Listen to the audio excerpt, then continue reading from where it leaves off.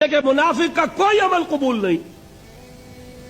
منافق تو وہ مائنس ویلیو ہے، اس کے ساتھ کوئی نیکی قبول ہو نہیں سکتی.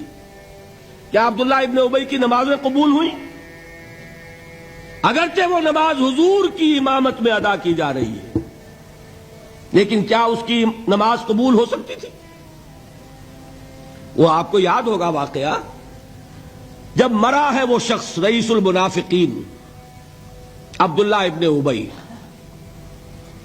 اس کے بیٹے ہیں عبداللہ ابن ابی، وہ مومن صادق، نوجوان نہایت صالح. اب ایک سعادت مند بیٹے کو تو باپ سے محبت ہوگی کہ نہیں ہوگی؟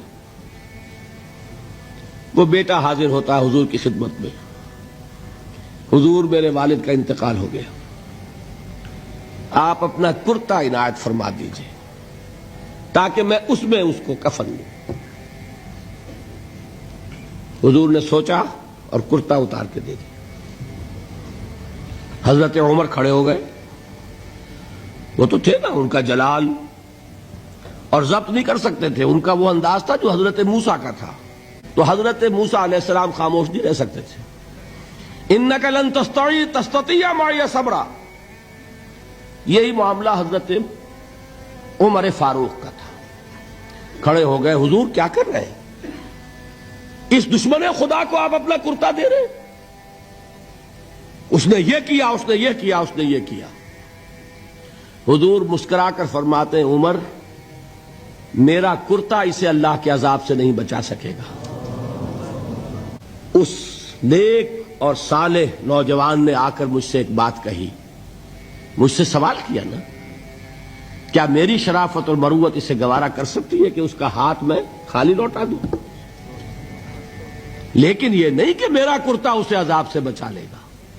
لیس للانسان الا ما سعى وان سعيه سوف يرى، نہیں ہے انسان کے لیے مگر وہی کچھ جس کے لیے اس نے محنت کی، بھاگ دوڑ کی.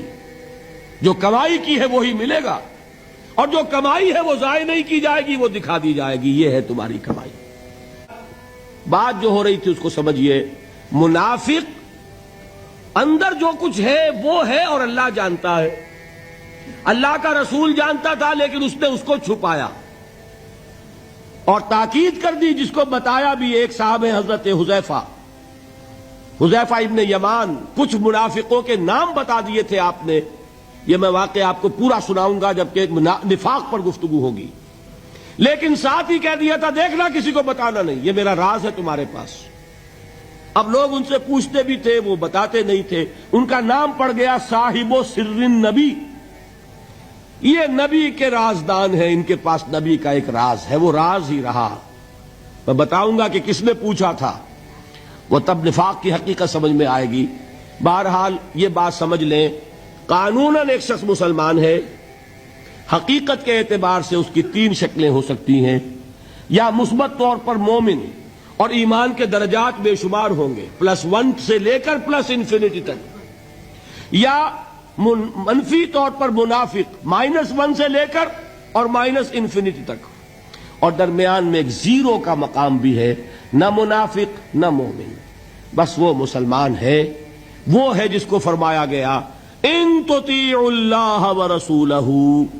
دیکھو ایمان تو تمہارے دلوں میں نہیں ہے، لیکن اگر تم اطاعت کرتے